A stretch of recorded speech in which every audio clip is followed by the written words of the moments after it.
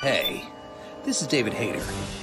You may know me as the screenwriter of films like X-Men, X-Men 2, and Watchmen, but you probably know me best as the voice of Solid Snake from Metal Gear Solid. And you're listening to Hawaii's #1 podcast, the Kasanova Podcast. Kept you waiting, huh?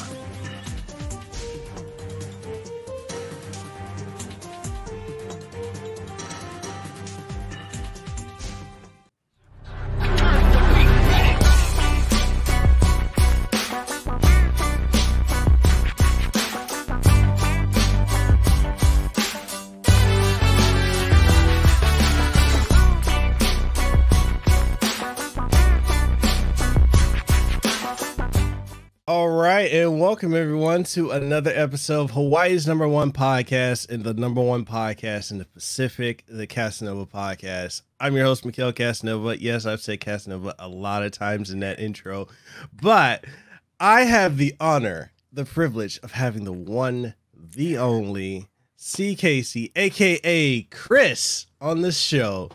Hi. How you doing? I'm doing good. That was such an epic intro. I was like, oh my gosh, I feel like I need to come out like the WWE fighters, just like, yeah, let's go. I feel very hyped right now. I feel good. Let's go. Well, you know, like with that intro, that's the only thing I've learned how to do in After Effects, because Really? I'm like, yeah, I made that and I'm like, I'm good. And then I had interviewed the composer for Street Fighter V, Daniel Lindham. That's one of my friends, and he's like, you know what? This is one of the soundtracks for what's the character? Cody. He's like, I didn't use that, so you can have it. So I was like, oh. Yes, So thank you. yeah, right? like, do I have to pay you royalties? He's like, no, it's completely yours. It's like, okay, thank you. Oh, thanks, ma'am. I appreciate it. That's epic. That's a really cool backstory to that. I'm surprised you don't tell it in like every start of an episode. Well, I've thought about it, but I'm like, I don't know. Maybe it's cheesy. No, it's not cheesy. It's so cool. See, this is what I'm here for. Now, just tell us more about this cool, epic stuff. So how's your day going today? Is the last, as of the recording, it's the last day of September. It's starting to be my favorite season and every basic beaches season. Spoopy season, the fall. And I'm very excited. Yes, I'm super excited actually for cooler weather. And when I move back to the East Coast, quick run through, I'm moving to the East Coast. And I'm excited for the East Coast weather, which is colder than California and less on fire. That's also a thing. I was going to ask you, are you in the vicinity of the fires or anything? Not a lot, but because we are in the same, well, I'm nowhere near the fires, but because we get the smoke, it's close enough. Does that make sense? I'm close enough to where we're getting like the bad part of it, or some of the bad part of it, but not close enough to where we're actually in danger and, you know, all the bad stuff are happening. But yeah, I'm very grateful to be further away, but it still sucks to have to like inhale the smoke and stuff like that. So yeah, this is great. 2020, huh? Yeah. Let's go 2020. It's wild because I almost moved to LA, like, because a lot of my voice actor friends are like, yeah, move out here to LA, and then it's like, no, don't. Well, you know, that's the crazy thing is, I went to LA last year for E3 because I got flown out there for E3, so I went there and I'm like, I like it for the convention and some of the like, social aspects, but I'm like, living here, I don't know. Like, Hawaii is expensive, but this is more expensive. It's like another level, right? It's another level. You're paying for, I think somebody put it really good. You're paying for the Hollywood sign, basically. Yeah. That's what you're paying for when you live in, you know, Southern California. Or as they say, SoCal. Right? Because it's like, okay, so I was looking at a house out there. And I'm like, right? So expensive. the price of a house out there, like I bought because I have a 5-bedroom house right next to Waikiki Beach here, and I'm like, okay, that wasn't that it was expensive, but not expensive, not that expensive. I like my savings for the last 10 years helped me pay for that, but like I was looking at what I paid for my house here compared to what I would have paid for a house in California. I'm like, that's not even a down payment. No, yikes. No, I feel like people here, it's a constant, like, I'm just gonna eat peanut butter and jelly for the rest of my life and ramen. Cool. Yeah, that's the diet you need to have to get a house, or just be insanely rich. But you know what? Yeah. Whose life is that? Right. Who that? Okay. You're probably not listening if you're like hella rich. So okay. So with that being said, go ahead and plug your outlets, and let's talk about your content, because you're a content creator on YouTube, TikTok, Twitch. You do body paint, guilt-free body painting. Yes. And when you one of the rising stars out here, I was like, hey, I saw one of your posts. I'm like, you know what? I need to talk to her. So that's why I reached out to you. And it's crazy how small like content creator is. The content creator world for the audience. So tiny. Yeah. It's tiny. It looks huge, but it's like massive. Yeah. But it's like everybody knows everybody, and you're like, oh, hello, friend. Right. Yeah. No, I consider myself still like a very baby content creator. Like I just started, so nice. it feels. I mean, okay, so I've been doing this or content creation for a very long time. I think most of us millennials grew up when, like, I remember when YouTube first started. I remember when all of this first started, and you're giving us a date. You're dating us. No, I'm kidding. I mean, I remember when nothing came out. Goo Goo Gaga. Don't know what you're talking about. No, I remember when YouTube came out and all that stuff, and I just wanted to create because of the fun of creation, but I didn't really seriously get into it until I'd say about 2 years ago. So I really do consider myself just a baby in content creation, as far as like taking it seriously and like really going hard at it. So thank you for saying that I'm a rising star. I paid him to say that, guys. I really did. Hey. I'll get you your check later. Later, when I get paid. You'll get your money when I get paid. I paid him to say that. Okay, I paid for this. Okay, just kidding. Again, Goo Goo Gaga, don't pay no attention. Okay, anyway, so yes, as you said, I'm SeeKaySee or Chris. I do cruelty-free body art, so with only makeup and not even using body paint. And yes, as you said, I am literally everywhere that you can consume content. I'm on TikTok, Instagram, Twitter, YouTube. Oh gosh, like now that I'm thinking about it, I'm like, holy heck, how am I still alive and creating all the content everywhere? But yeah, so you can find me almost everywhere at just SeeKaySee. On Instagram, it's one extra E because there's someone else who has my name, and I even offered to pay them for my name, and they ignored my message. You know when you can see the read receipt when they read it? Yeah, they looked at it and they were like, this bitch. she can just have the extra E on her name. She doesn't need it. So yeah, that's the only extra one. And then Twitter is SeeKaySee1, because again, there's someone with SeeKaySee. I don't understand where these people get these names. I own this name. It's mine. I had it first. But yeah, so that's me everywhere in the platform. And if you like body painting and just hanging out and chilling, I also stream on Twitch. I do all my body painting on Twitch, and you can watch me do something from start to finish. And yeah, that's basically it. Yeah, there you go. and links to everything will be in the description of this podcast. So make sure you go over, subscribe on her YouTube, follow her on Twitch and Twitter and Instagram, And yeah, and that's the thing too. People don't understand as content creators, like for you and I and many others that have decided to take this more seriously as a career. It's not just getting in front of a camera and hitting record. There's so much more behind the scenes behind that, and it's especially for you, like you're on all these different platforms, and you have to create curated content for Twitch. For each one. Literally for each different one, and it's not easy at all. No, people think it is. Wasn't there like there was a pro Smash Brothers person, or just someone who's up there as far as like gaming and influencing, and they're under fire currently because they said that being a content creator is one of the most difficult jobs out there. And then, obviously people were very angry at him for saying that.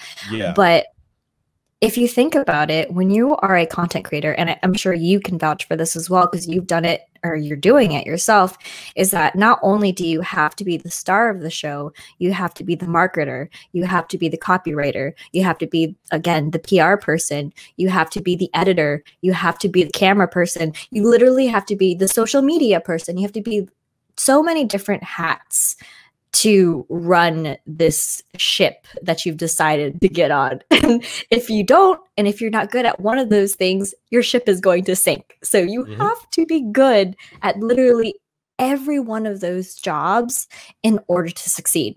I mean, it'd be a freak accident, honestly, when someone just like becomes viral and then click, you take off. But most of the time, it's a slow grind of you learning to be all of those hats. So yeah, dude, it's props to you because you've been doing this for much longer than me. And I'm like, I need a break. I need a break. When you've been working out and you're like lifting, you're like seeing progress, and then you get to that plateau and you're like, okay, let me just sit down now. Let me sit down. Like I got those washboard abs. Can I have a cheeseburger now? Yeah, exactly. Can I eat carbs? Please. But people really don't. They don't get it, and it's like one of the things like I keep running into when it comes to like, I guess smaller or upcoming content creators is this idea that, I just need that one video to go viral. I'm like, no, that's not it. You got to do more than that, because, and I've seen it also on Twitch where people are thinking like, I just need that one raid. Okay, so what happens if someone raids you that's huge on Twitch or has like, they come in with 100 or so viewers? Like I've had that happen many times, and it's like, that's cool. Now your job is you got to maintain, make them stay. People. Make them stay. Give them something worth watching, because just because they watch someone else and that person rated you on Twitch does not mean that they're going to stick around and watch you. Yeah, and absolutely not. It's oh God. Anyway, it's so tough. No, you're fine. No, but reach. I'm here, just clicking my what is it when you're at that the coffee shop? Yeah. Yes, reach, honey, keep going. That's exactly it. I can definitely attest to that. Like when I first started on Twitch 2 years ago, I think I was maybe 2 or 3 months old as far as like a Twitch streamer, and I got rated by somebody who had like 1,000 plus. It was crazy. It was like 1,500 person raid, and I was like, oh, excuse me, why is everybody here? I had like 7 people, and I was like, huh? Excuse me, what are you doing here? And what was so unfortunate is that the look I was doing, it was the first day, this is actually perfect because this is probably this is the day. It was no, actually, it's not the day. It's tomorrow would be the day, October 1st. So I was starting my scary makeup time. So I was literally turning my head upside down. So I was drawing like eyes on my cheeks and putting the nose on the opposite. Like it was literally flipping my head. So it looked really weird and really freaky. And then I got a 1,500 person raid while I have like 4 eyes, like literal 4 eyes, and then lips on my forehead. And it was just looking really like some sort of Halloween horror or like bad horror film. And I had 1,500 people coming in. I'm like, oh, well, this is where we panic. So needless to say, none of the people really stayed around very long because they came in, they're like, what the heck is this? Nani the fuck? Nani? Exactly that. I'm pretty sure those 50, all 1,500 of them just went Nani. So yeah, I really like. It isn't just one single thing, right? It's never one single thing that will push you forward. It's always a collective of very many little things of what you do, and I feel like a lot of people just get caught up with numbers, right? We get caught up in the views, and when that really isn't what truly matters. It's the consistency and effort you put behind the scenes for people to actually, more people to discover it. And this is something I have to tell myself all the time, because unlike this is everybody, we always are going to care about the numbers. We're always going to compare ourselves. It's a part of the job. But it really isn't everything, right? It isn't everything. So I constantly remind myself that, especially, being a baby creator, I'm like, wow, where are my views? I've been working so hard for so long, when in reality, it hasn't even been that long, right? So it's just, working smarter, not harder. Yeah. So, yeah. And definitely learning how to manage out your day, which is not easy. It's really not easy doing that. And especially if you're working with multiple platforms. I've started, and I learned this from my friend Ashley Christ. I've learned how to, utilize scheduling. What's that? I can't pull it up. Blocking, right now. calendar blocking. Well, not only calendar blocking. I'm like an organization nerd. But yeah, so not only that, but like utilizing to do scheduled tweets and schedule Instagram posts, because I know a lot of people, they have this idea of like, oh, I'm gonna take a shot now and then I'm gonna upload it then, right then and there, and it's like, no, you need to schedule out content and learning how to not oversaturate the market with too much content. Or learning you need to post every so often. Like there's such a science behind it. Yeah, it's a balance. It really is. And like you said, learning to be more proactive instead of reactive. It's such a different mindset to be in than what you would normally think, right? There's definitely a business mindset and a creative mindset, and it's kind of like balancing both the left and the right brain and trying to like be the mediator between the two. Like, okay, it's fine, they'll like it, don't worry about it, it'll be fine. From one brain to the other, one's freaking out with analytics and the other one is like, I just want to be creative. One's like, I'm gonna paint with crayons. so for you, I'm more of a baby creator than you. I just got on Twitch like in May. Oh, so welcome. I'm a baby Twitch streamer, and I'm still learning the ropes of it. And this is why I always bother Kale. I'm like, how do I do this? He's like, here's. Oh my gosh, he's so good. He's so good at it. I don't understand. He's super good at it. It's actually funny that you say that, because I reached out to him very recently and I was like, help me. Please, I need advice. I will pay you for your advice. Please help. So no, I totally get it. I totally get it. And welcome, by the way, to Twitch. It's a absolutely fabulous platform that's a lot of fun, and I've met a lot of really good friends and like amazing creators and just overall good people on there. And I think it's it's really such a great platform. I know there are some bad things about it too, but honestly, the good outweighs the bad. So welcome to the platform. Yay, another baby streamer. Welcome. I mean, I would say like, I fully agree with you. Like the good outweighs the bad. The only thing I've kind of find it interesting about Twitch is how, I guess this is peeking behind the veil of how they take half of whatever you make. Which is something when I was on YouTube, because I used to do everything on YouTube. And then, really? Yeah, I used to stream on there. I used to do my podcast exclusively on there. I used to do, you know, I still do my video game reviews and stuff like that. And then I started noticing YouTube constantly changing the algorithm. So before, I used to easily get several thousands of views on videos, and then all of a sudden, they kept changing it, so the viewership kept going down, and they were looking for more clickbait stuff. And it's like, oh, you need to have the thumbnail, the hashtags, you gotta have this, have that, and then it got to a point, I want to say around April, where every time I streamed, no matter what, if it was a podcast or whatever, I would get immediately demonetized within 2 seconds. And wow. I'm over here like, wait, I'm not making controversial content. Like I'm like literally we just said, hi, welcome to demonetized. Oh fuck.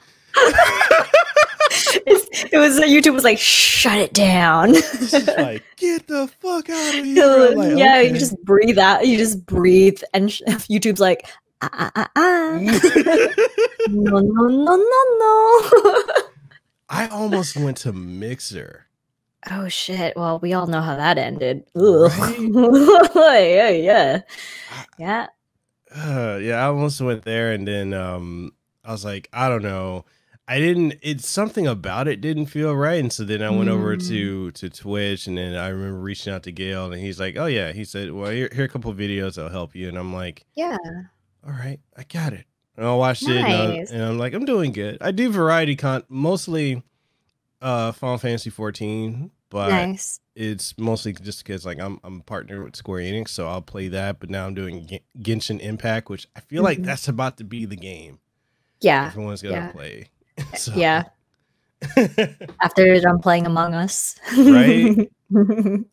They gave up on Fall Guys so quickly. I felt so bad for it. Yeah, that lasted for what, a month? Yeah, about a month. Yeah, and then everybody was like Among Us. Yeah. So I kind of feel sad. It died off. Like the first person to die off in an Among Us game. It was really quick. It was really quick. It's what makes me wonder, like, because I know a lot of other streamers that try to play, like, you know, they're hopping on Twitch and they're like, oh, I want to play the trending game. And it's like, you can't keep up with that. Because I remember for 1 minute, it was Valorant for like a hot second because everyone was trying to get that key. And then it went from Valorant to something else, and it was Fall Guys, and then it was Among Us, and now I think it's about to be Genshin Impact. Is it free? And then I'm thinking, okay, how long is that gonna last before the next thing comes out? And it's like Cyberpunk. yeah. Yep. You know. They're just it's always a rotating tour, I think, and I think that's the and I think Ashley has mentioned this in her videos too, is that you have to get the people to stop caring about what you're doing and caring more about you as an individual, and how you stand out as an individual in that crowd, which is, I mean, it's a very oversaturated crowd. Like, how are you going to stand out when there's already people who've been doing this for a while and have thousands of viewers? And that's the thing, right? With Twitch, the way they, unfortunately, I don't feel like they have a very good discoverability feature for creators. So when you go through Twitch, and for those of you who are listening and don't know this, Twitch lists streams by viewership. So the higher the viewership, the top you are, or the higher you are on the page. So it's easier to be discovered. So the smaller you are, it's going to be like way down. You have to scroll all the way down. And let's face it, nobody really scrolls all the way down. So people are going to have to know you from elsewhere. And, you know, nobody who's just looking to watch a game being played is just going to click on the person who has maybe like one person watching them, they're going to go all the way to the top. They're going to open the category for the game, see the first 5 or 6, and then click whichever, or, you know, the person that they know who is playing it. So it is really hard to stand out on Twitch. And I think there are more streamers than viewers now. Like most everybody streams, like even people who are watching Twitch are streamers. So it is really a competition on how do you stand out? Like what makes you different than the rest? Yeah. That's definitely hard too. It's a hard question. And then having to you have to leverage other platforms just to be able to get discovered. And I think for a lot of people, they may feel like that's too much work, but I mean, if you want to succeed, which makes me want to, I want to ask you, like, for you making content on TikTok, making Instagram content, making Twitter content, is it, and also YouTube, like, is it difficult for you having to juggle so many different platforms, or do you have like a specific day where you do all your content and you just schedule it out? Yeah, that's definitely what it is. I think I would go crazy if I were just trying to juggle everything day to day. So the way I handle it, like I said, I am an organizational freak. So I have designated days that I am streaming, and I only stream 2 days a week, and for maybe a max of 5 hours and a minimum of like 2. So I don't really stream that long in terms of Twitch streaming, because usually people stream like 5 to 8 hours, sometimes 10 or 12. Like it's kind of insane what they do. I personally just don't have that mental stamina to just be entertaining for 12 hours. Like I can't do that. It would drive me insane. So I do schedule days where I create all of my videos, or I film all of my videos. So like I pick Wednesdays are usually, like today is a Wednesday. Today is like the day that I sit down and create content. And this is where I create the YouTube videos. And then like Thursday, I edit everything. So I have designated days to create this. And like you said, I schedule it out. Because if I were to just try to juggle it all without scheduling or without pre-planning content, I think I would actually go insane. Like, there's just so much. There's so much. And you could easily forget what you're doing, especially because probably like yourself, I am a one-person band. And you gotta keep track. You gotta keep up. If you don't, then, well, you know, there it goes. Maybe your one chance of success, there it goes. Yeah, it's kind of just like throwing darts at the wall and like hoping one of them sticks, right? Like obviously with strategy and with planning, throwing those darts. But I think that's why a lot of people get burnt out, though, is that we are constantly working and constantly grinding. And I think that's actually a big thing that I want to point out is, and that I'm learning as a content creator, is taking time for yourself and taking a break, because you need it. And you deserve it. You're probably your worst boss ever. I'm my worst boss ever. I don't give myself health insurance and I don't take off on holidays.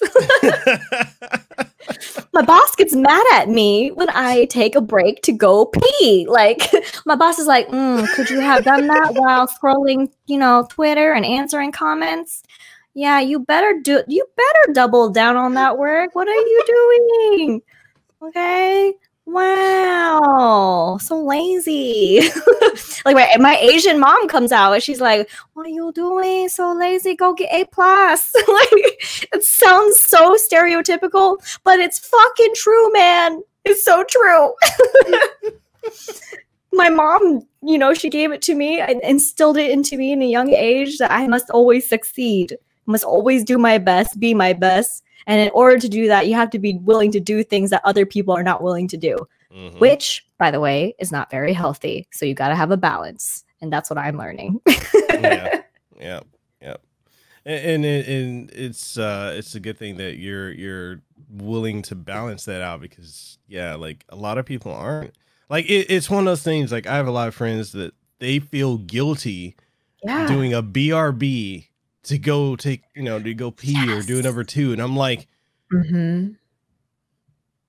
we shouldn't feel guilty. And I'm guilty of that. I'm guilty of that myself, for feeling guilty, because it's like you have this thing where you're like, God, if I go away, my viewership is going to go away. And that's an unhealthy obsession that we have. Right. I watched a YouTube video recently. One of the YouTubers I just started following, and he said that he's taking a break from YouTube because he started to get into the mindset of like getting worried that if he stopped creating content, then the momentum that he had would be lost. And that is not a healthy way to feel. You should want to be able to create your content because you want to, not because you feel like you'll lose something if you don't.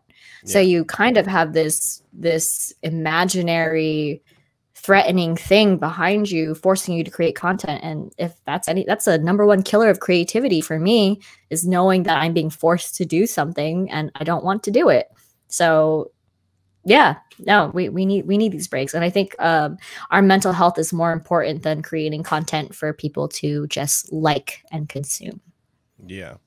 And you know, for me, I used to stream. Okay, so this is how unhealthy. Oh no, let's hear it. I'm going to spill the tea. I'm going to judge you. You get your tea, I got my coffee. Okay, let's go. Let's do it. Okay, so when I was streaming on YouTube, so I would stream Monday, Wednesday, Friday, Saturday, Sunday. Twice a day. 5 to 6 hours. So either a 10 or 12 hours total. I would also do the podcast. I do live stream recordings. I was also editing content. I was also doing sponsored stuff. And when I say I took no time for myself and I burnt out, and I literally stopped for like a couple months and had to reassess. And a lot of people were like, oh, well, why don't you go back to streaming this or go back to streaming that? I'm like, I'm burnt out. Yeah. Because it gets to a point, and I know people don't like us creators talking about money. They're like, oh, you know, it's taboo to talk about money, but it's so taboo to talk about money. Right. But it's like, you think about any other job you work, you get paid for. Absolutely. But like for us content creators, we either have to secure a partnership or some type of brand ambassadorship or something, or we have to have viewers that are very, very willing to support, be generous. You know, like, you know, support what we do, because a lot of times people would be like, you know, I like it, I just want to watch it, I don't want to pay for it. And it's like, that's nice. But like with the amount of content I was putting out, and I'm looking at, okay, I'm making enough to get by, but I'm not making enough to go beyond getting by. I want to feel like I can take a couple of days off. And like, I just stop because I'm like, okay, I feel guilty if I go to the bathroom. I feel guilty if I'm late. And so it started become, like you were saying, like that boogeyman behind you. And I mentally, like, I feel like I had a breakdown because I'm like, I can't. Yeah, I can only imagine that. Like when you just said, what was that? 4 days? 5 days out of the week with literally no break in between. And then still, I imagine the days that you were off, you used it to create this podcast and also obviously the other type of content. So you were working over and probably not even sleeping well, because let's face it, when you're creating content, you don't really sleep well because you get to a mood where you're like, I'm not going to stop. You just keep going and going and going. So you probably weren't getting enough rest. You weren't eating well. You literally go on such a downgrade, like a downhill, just plummet when you get in that mindset of like, I cannot stop and I must create all this content. And like you said, you burn out and you just feel like, okay, is it even worth it? Like, is it like, what am I doing? Why am I basically killing myself for all of this content for? Like, what is it for? And I think that's a lot of, and going back to what we said in the beginning, I think a lot of people think, oh, you're lucky you're a content creator. You're so lucky. wow, that's so wonderful. It must be so nice to set your own schedule and work for yourself. But like you said, I don't think they understand that you have to secure those sponsorships with the work that you output. You have to secure brand deals or affiliate stuff, or create relationships with people who would be willing to be donating money or supporting your Patreon or whatnot. Like, those are relationships that you do need to treat with respect and to nurture in order to keep that around for basic survival, paying your bills. Otherwise it's not going to happen. And I know it's a taboo topic, which I don't think it should be, but I think it's taboo because a lot of people don't understand it, unfortunately. But yeah, it's definitely like you should just be creating because you love it, and then maybe money will fall into your lap somehow magically. Ta-da! Yay! Money! But no, that's not how it works. People have this idea. They're like, well, you chose to go into this field. I'm like, yeah, you can choose to go into any other field. Why is it wrong? Why is it wrong to want more? Yeah, like I can't make money. And then you have the people, and I've noticed, I noticed it really strongly on YouTube.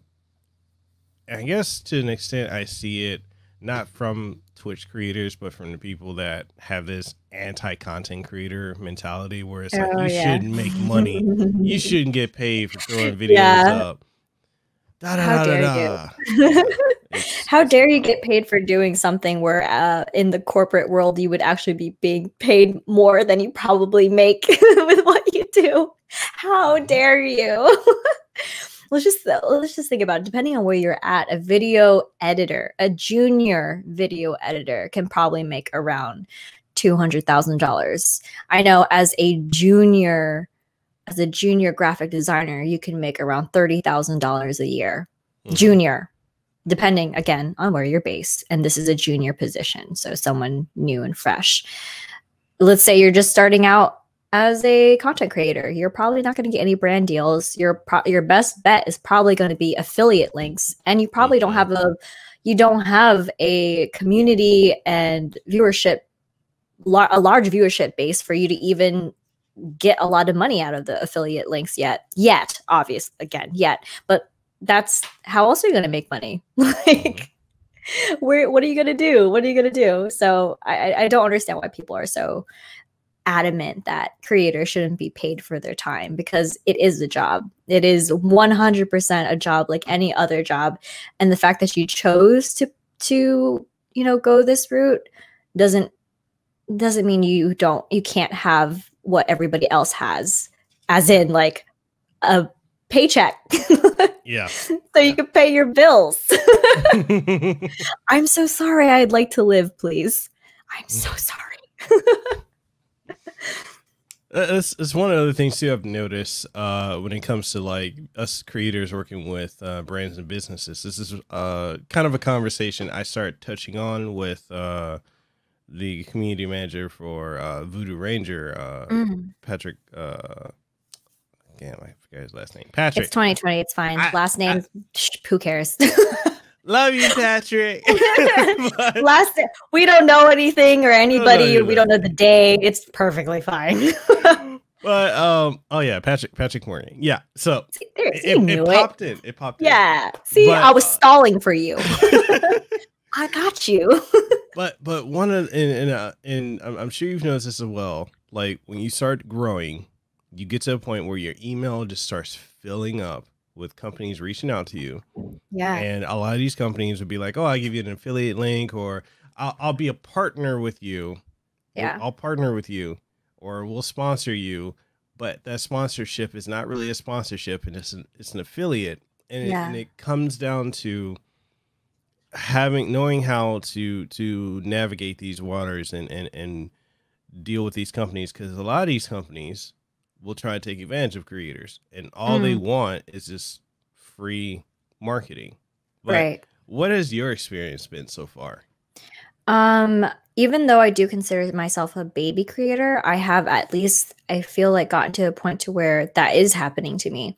So I do have companies constantly reaching out and saying, hey, we saw your content. We'd like you to advertise this product or our service or whatnot.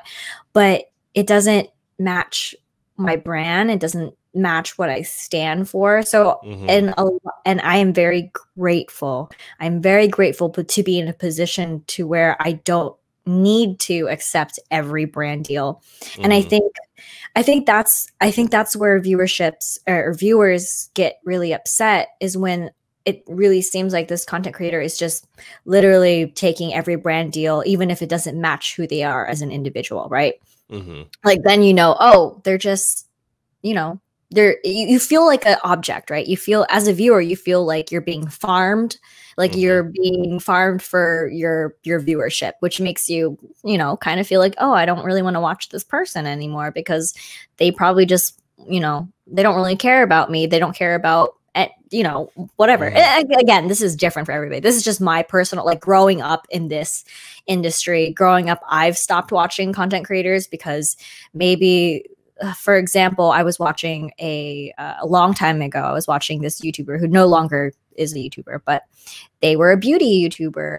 And then they would advertise for something that was completely off brand, that had nothing to do with makeup, that had nothing to do with them, and even stood by their morals.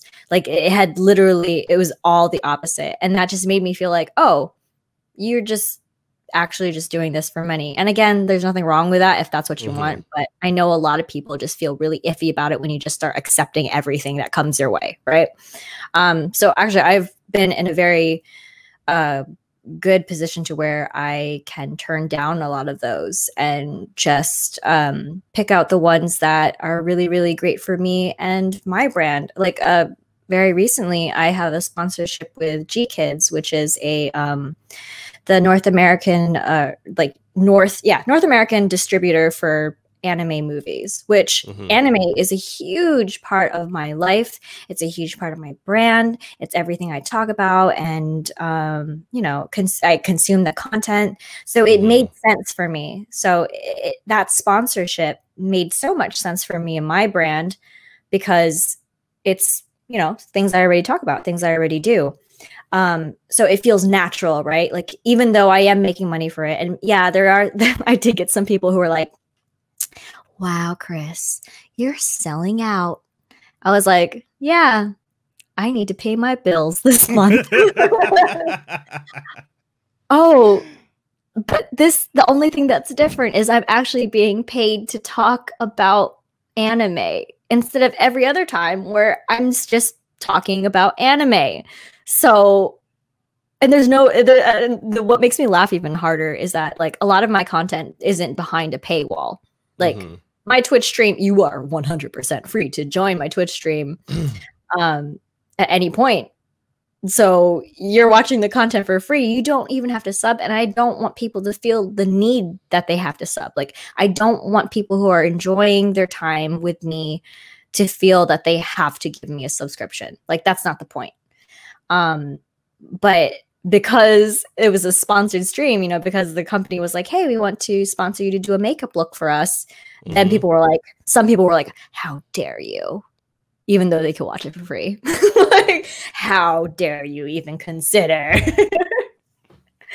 But honestly, the way that I've been navigating it is making sure that everything that I accept from a company is something that I truly believe in as an individual. I truly believe in. I would buy it personally or would use the service personally, and that I feel would match my audience too, because I'm not going to, recommend something to my audience that I don't trust or believe in or enjoy at all. I think when you take out the human experience and you make it more about money and less about you and your audience, then I think that's where people start to get upset.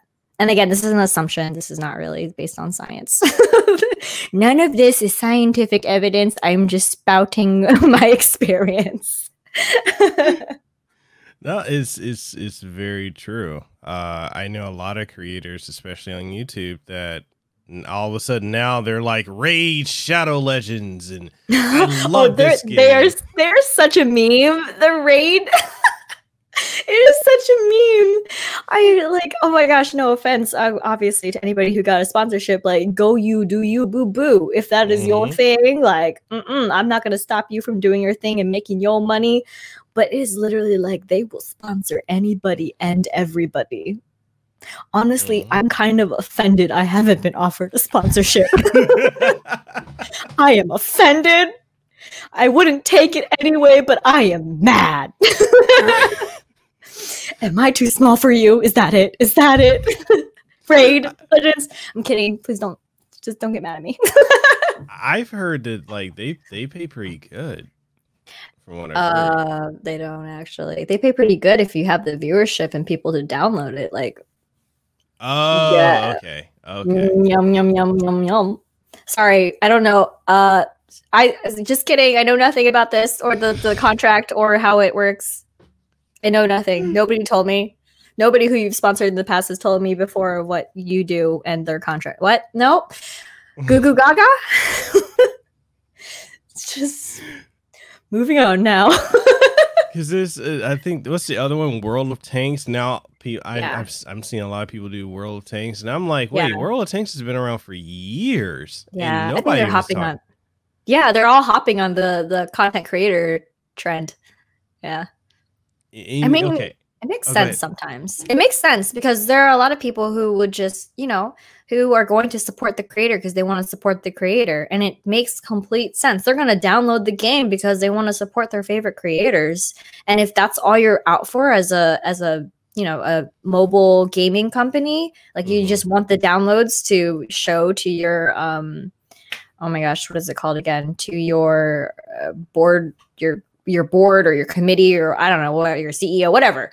If you just want to show the download numbers and that's the thing you're shooting for, then awesome. You're gonna get it with content creation. Yeah, and most content creators are not going to have very high rates because a lot of them don't value themselves enough. So some of them will do it for free. And there you go. These companies, like you said, they take advantage of these creators, and there we go. The sad cycle begins. Yeah, and speaking of that, why do you think that there's so many creators that just, I guess, don't know their value, or they're just willing to take anything? Yo, I can speak from experience with this one. I think most of us, and I hate to bring Among Us a part of it, but most of us have imposter syndrome. We are imposters. We are so sus. We are all so sus of ourselves. We feel like we do not deserve. And again, I can't speak for everybody, but I will speak from my experience. I haven't charged a lot for my services. Wow, that sounds like I'm doing something shady.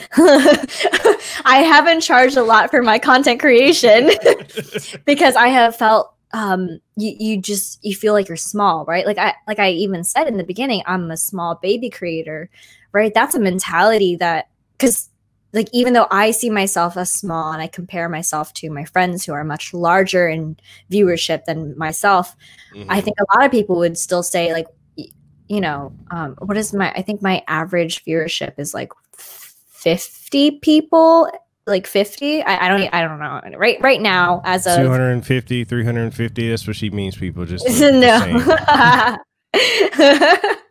No, I feel like obviously it's different. My viewership on Twitch is not as big as a lot of viewership elsewhere, but I know to some people that's a lot of people. If you pack 50 people into a room, like, that's insane. I could not speak to 50 people in a room, but I think a lot of us see that number as really small because the rest of the numbers we see around the social media universe is in the 100,000, the millions, these mass amount of numbers that just look so grandiose and beautiful to us. That when we show up with our our small amount of numbers, and I think I'm speaking for smaller creators, is that we feel like we're not worth anything because we don't have those numbers. Even though we could possibly be giving better content than the person who has those numbers. We can be giving better quality video editing, whatever content it is. Like, we can just be doing better, but we just don't value ourselves because we see ourselves as smaller than those around us. I think it just innately comes down to we just don't have a lot of self-worth, or don't put a lot in our self-worth, and thus it shows in our contracts. And it's something I'm learning, you know, as a woman of color, and as, again, like I said, like a small content creator, I have a lot of internal struggle with my worth as an individual, and as well as a worth of a creator. So it is like internally tied between the two, where it's like, if you don't value yourself as an individual, then it's going to be hard for you to translate that over to your business side when you are the product, you are the service. So when you don't value yourself, then you're not going to value that product or service. And then you're just going to, you know, let it be used for free, which is not good. So that's something I'm learning and struggling with. I've got to be very, very honest. I have a wonderful support system and great creator friends who are like, how dare you charge that little? They're always like, that makes my life harder because you're basically doing it for free. And you're smaller than me. How freaking dare? I'm like, I'm sorry, don't hurt me. I'll charge more. So yeah, learning to value yourself is really, really, really, really big in this industry, I think. I mean, in anything, honestly, but definitely in this industry. Yeah. And it's, I kind of wish there were like some type of guidelines that we would have, like, okay, so we're at this point, we should charge this much, because it's so funny. Like, when I get companies reaching out to me and they're like, hey, we want you to do this, and what are your rates? And I'm over here like,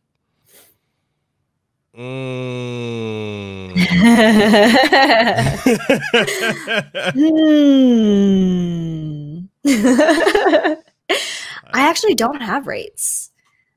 For me, it's a per company, per project basis. Because for me, it's like, for what one company wants me to do will be different from what another company wants me to do. And I'm going to obviously charge more for video editing, which takes me more time, than it is for a shout out on Instagram, right? Like, for me, just flipping on Instagram, being like, hello, buy this.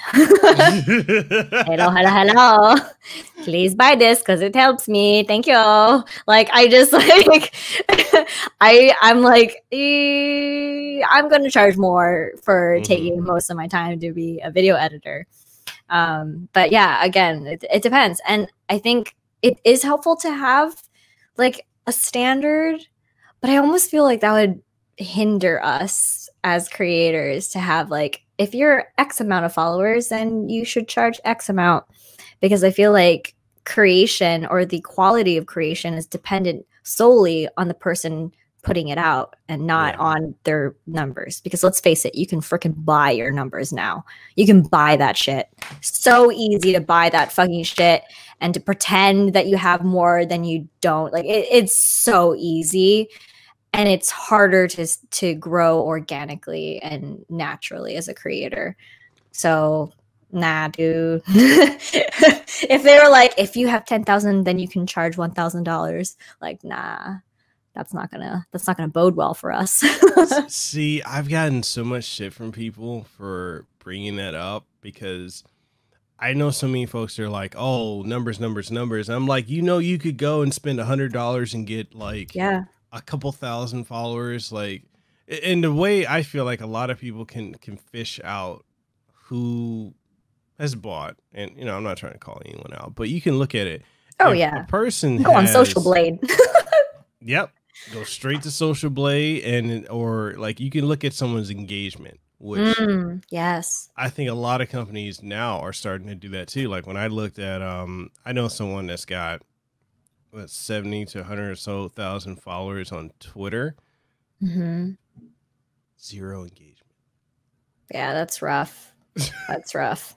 That's rough because it's like maybe that person just, they switched. There's so many things, right? Maybe they switched it, but then maybe they bought those numbers, like, or maybe they switched their content and people just don't like it anymore. But then, yikes, that's a big yikes. Yeah, it's like if you've had 0 engagement for like 2 years and that number, I'm like, Yeah, right. I'd be like, I want to start over. Can I start from scratch? Where's the restart button? And people don't realize, like, that hinders you. Like, I would rather someone have small numbers but legitimate engagement than someone trying to artificially inflate their numbers. Right. Because that's going to go against you, especially if you do this on like people can buy numbers on Twitch, they can buy numbers on YouTube, they can buy numbers on TikTok and all these other platforms. Yeah. You're screwing up the algorithm because the algorithm's going to look and like, hey, you've got this, but you have no engagement. Okay, I'm not going to push you, especially Twitch with no discoverability. Yeah. With 0 discoverability. It is so hard to grow on that platform. That platform is ridiculously difficult to grow on. And I know, okay, here's another thing that people talk about is that if you're a girl, it's easier, especially if you're a girl with boobs, it's easier. That's not true either. I hate to burst your bubble, and I think Harris Heller said it in one of his recent videos, is that if there's ever a problem, always assume it is you. Yeah. It is always you first. I know people just want to blame quote unquote big titty streamers or quote unquote Twitch thoughts. But like, let's face it, you're just boring. That's why they're not watching you. You're just boring. That's it. And the big titty people, okay, yeah, sure. They have titty. I don't have those. Okay, I don't have those. Maybe if I had those, I'd be bigger. No, I'm kidding. I'm saying that, like, usually they're not going to, you'll get the initial click, right? But are they going to stay? What is making them stay? You need to learn from those creators who you dislike, right? You need to learn from those creators who you're like, why are they getting all these views? They're really, really boring. You got to learn, like, what are they doing? What can I reverse engineer and look at and be like, okay, what can I use from this to learn? I don't know why this is turning into like a this bro my Twitch stream. I don't know why it's going to that, but it's so true. It's like just one of those things where it's like you're not guaranteed that viewership. It's very hard to be discovered, but you also can't blame other things. You have to really assume that you are the reason why you're not growing. And it's hard to swallow that ego and that pride and just try to figure out what you can change to grow as a creator. Again, one of the hardest jobs in this world. Yeah. And for those who say it's not a job, we do taxes too. Yeah, I paid more taxes than Donald Trump. Sorry, what? I'm sorry, what? I paid more taxes as a content creator than the president of the United States of America. Yeah. And and it's that thing where people think that it's not a job. But yes, we often, when I look at the amount of taxes I paid this year. Oof. I just looked at your face. I'm like, oof. I felt your wallet cry, like all the way from California. I could hear it crying in Hawaii, sobbing in the rain. Yeah. There's a lot of things I couldn't write off. Oh no. Oh no. The microphone, but fuck you at the same time. Wait, you couldn't write off your mic? When I was trying to do it, I couldn't. I can write off the camera, I can write off the computer, the headphones, all this other stuff, but it wouldn't let me. I think I hit like a threshold. Oh, I see. So it's like when I got to adding the microphone, I'm like, it was like, no more. I'm over here like, wait, I can write off my Go XLR, but I can't write off my mic that costs more than that. Okay. Oh no. But Trump can pay $750. Give me $750 in taxes. Ah, yes. Yes, here we are. Yeah, 2020's been rough, man. It's been rough. Speaking of Harris Heller, have you ever met him? Okay, so I saw him at TwitchCon when I went. I wanted to say hi, but I think he was on the phone with his wife, and I didn't want to just be like, "Hi, I'm a fangirl." No, I don't normally go up to people and just be like, "Hi, hello." I like being introduced organically. But I saw him at TwitchCon, but there was no reason for me to go up to him and like introduce myself or say hi. So and I know how annoyed people can get with that, so I just left him alone. But I saw him, but I don't know him. I saw him, but I haven't met him. Yeah, I know him. He's really cool. And is he? Not only that, he's fucking tall. He makes me feel like a midget. Wait, how tall are you? I'm 6'2". Holy shit, you're tall. He makes me. How tall is he? He's like 6'4", 6'5". Oh, wow. I'm over here looking up to him. I'm like, you damn giant. I would need 2 stepping stools on top of each other to talk to both of you. Probably 3 for him. How tall are you? I am small. I say 3/4 when I tell you my height. Ready for it? Okay. 5'1" 3/4. Okay, because that 3/4 fucking matters, yo. Hey, how's weather down there?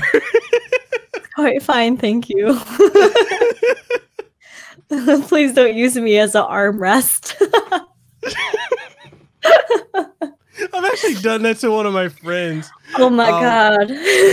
She was like, I think, oh god, how tall is she? She's like 4'10", 4'9". Dang, okay. And I forgot, like we were at we went out to a rave, and yeah, I was drinking something, and then I just did that. Oh no. She's like, are you comfortable? And I'm like, why is the armrest? Why is it talking? Oh, hello there. So sorry. Oh my god. Yeah, that happens often to us small folk. That happens quite often to us very small folk. We could use this furniture. Yes. Yeah. I was like, oh, this armrest has texture on it. That's my hair. Oh no. Well, it's a good thing Harris Heller didn't use you as a armrest. He could have. Tall bastard. Oh man, that's great. That's so great. Yeah, no, he's a really cool person. I there's a lot of times where I wish I could say hi to people, but I also like, I'm an introverted extrovert, so I can understand being really shy when people come up to you. Because me too. Yay, I'm not the only one. I had that weird. It was very weird for me at TwitchCon because I had people yelling my name. And be like, SeeKaySee, can I have a photo with you? And I'm like, I don't know this person. Like, I genuinely don't know this person, but this person is asking me for a photo. And it's really cool at first. And like, don't get me wrong, it's super cool. But then after a while, it's like my extroverted side, like all the energy in the extroverted side is getting worn out.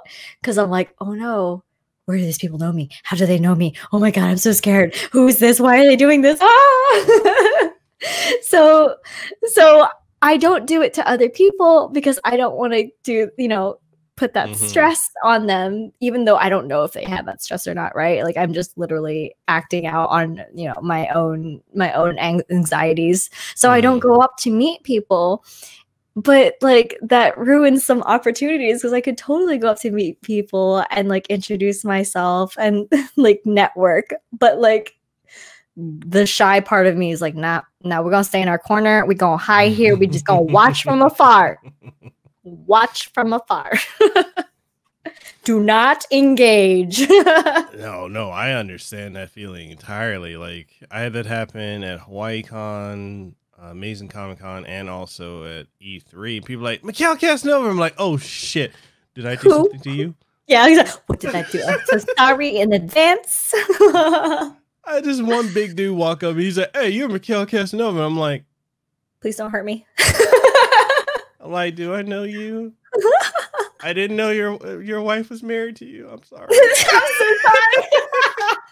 I'm living up to the Casanova part of my name. I'm so sorry. Like, don't kill me. I don't want to die. No, but it is like I'm the same as you. Like that. It's because you have a threshold of how much you can deal with.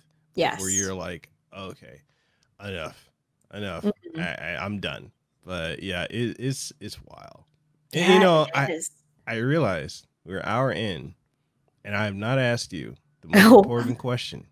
Oh shoot! I didn't ask you what made you go into cruelty-free body painting, and what do you love about content creating? I didn't ask you any of that important shit. So I know we've just been shooting. What do they call it? Shooting the air, shooting the whatever, shooting the shit. I don't know, shooting something. I don't know. Maybe we shouldn't be shooting. Like, we should stop that. No guns, please. we're done here. Yeah, actually, we haven't. Wow, it's fine. We've been enjoying this conversation. Why I started body painting. So I've always been into makeup. I actually clearly art behind you. Yeah, I love art. This isn't my work. These are a ton of my talented friends' artwork. I have so many insanely talented friends that I'd love to support them. Yeah, there's just so much work here that is just beautiful. I'm gonna shout them out real quick. This is Zija, Zach Angelus. This is Jay Hansen Art. This is Insomniac's Dream. This is more Zija stuff. Yeah, and this is Sleepy Mia. 145, amazing, like Killmonger, Tifa, like Black Bowsette, love their shit. Like, all of my friends are so insanely talented, and yeah, I've been into art for a very long time. I actually graduated for graphic design. Like, that was my degree. I graduated with a BFA in graphic design. It's kind of the reason why I had a late start to content creation, is because I was fully focused on my career as a graphic designer.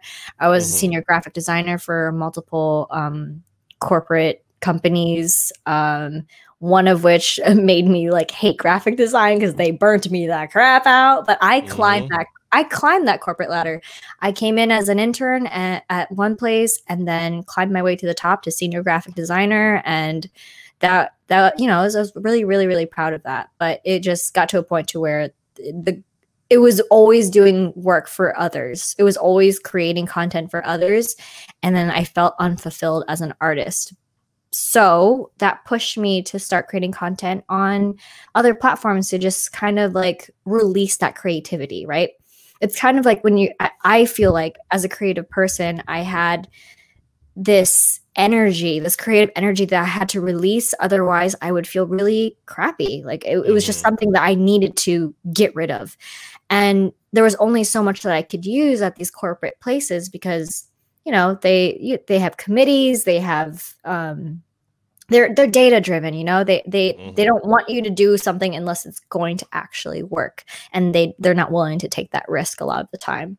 So I started creating content on YouTube, and because I grew up in a very conservative, religious household, I was not allowed to wear makeup. Yay, friend, me too. So yeah, I grew up and I wasn't allowed to wear makeup. So then as I started becoming an adult and kind of moving away from my childhood and the things that I was taught, I started to embrace creativity in all forms. And as much as I loved drawing on just regular piece of paper or like digitally, I realized that my body was also a canvas, and it was kind of like a fuck you to my religious roots, because it was like, I can start doing this and feel pretty and feel powerful and do all of these things just with makeup. So it started as self-expression and a release of the creative like energy. And then I started meeting other creative individuals who were like, "Oh, you should try this," you know? And I just started experimenting, and I fell in love with body painting because I already loved cosplay. I already loved anime. Like, anime got me into cosplay, and then cosplay got me into body painting because I was like, wow, I can become this. I can become this character in less time it would take me to create a time and money to create a outfit from scratch. Like, that was what I loved about cosplay, was completely changing who I was, because I didn't have a personality. I didn't have individualism. So it was easier and more thrilling to become somebody else who already had everything I wanted, the confidence, the I don't know, extrovertedness, that whatever I wanted, I could become that character by just dressing up as them. And then when you dressed up as them, you kind of got this feeling of like, you know, you didn't have to be yourself. It was kind of like shedding off your own skin, and you could be who you wanted to be, and that was powerful. And so when I realized I could do that cheaper and better with, well, not necessarily cheap, but like cheaper than cosplay, I was like, yeah, I can do this. And so I got into body painting to express myself some more. And I just completely fell in love with it. And for me it was always scary, because I was like, you know, the reason why I only use makeup and I don't use body paint to do body painting is because you can walk into any drugstore and get a decent amount of makeup.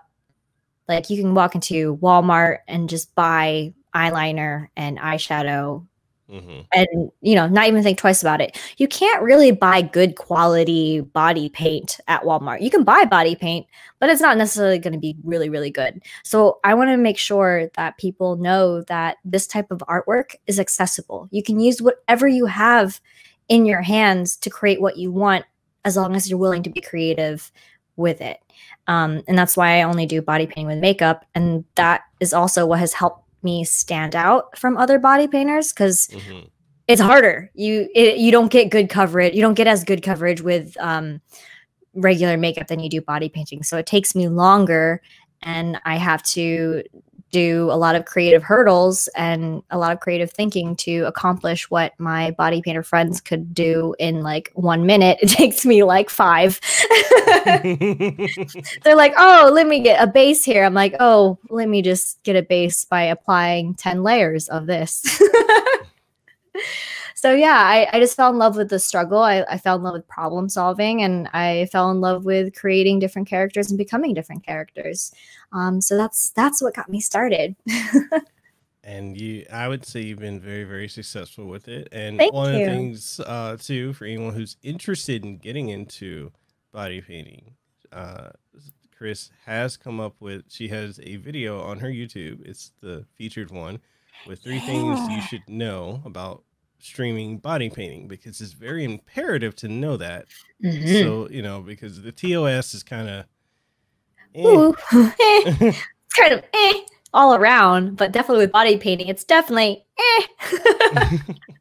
But knock on wood, I have not been banned. I've been very good. I mean, granted, I am a smaller streamer and I don't have big old bitties, so I feel like I can avoid a large audience. And I don't get the mass reporting that others probably get because I'm further down the list. But it is very important to read the rules and really, follow them so you don't get banned, because that would suck. That would really suck. Have you had to deal with any, let's see, what's the most politically correct way I can say? Oh shit, I like this. I like unpolitically correct questions. Give it to me. Have you had to deal with any bullshit from other creators in that creative space? Yes, but define the bullshit, because there's definitely a lot of bullshit that you get from being a female streamer. Then you added body painting on top of that, then yeah, you get even more. There's a lot. What have been some of your experiences with it?